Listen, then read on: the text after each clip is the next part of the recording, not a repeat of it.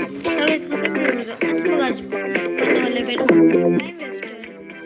Slime में वो उनका पूरा दिन चले जाता है, स्लाइम ऐसे करते रहते हैं और बेड को प्रोटेक्ट करते रहते हैं, और ये इनका काम होता है। और वो बहुत सारे और भी स्लाइम लेते रहते हैं और उसको तोड़ते रहते हैं।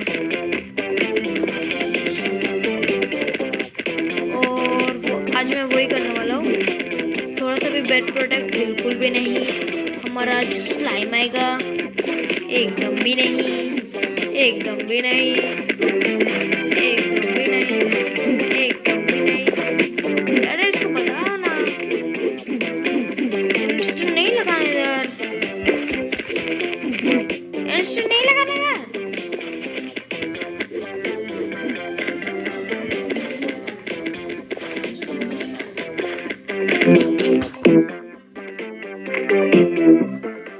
आज हम लगाएंगे स्लाइम। नॉर्मल बेड्स एंडस्टोन से होते हैं, और हम अपना बेड नॉर्मल नहीं रखना चाहते।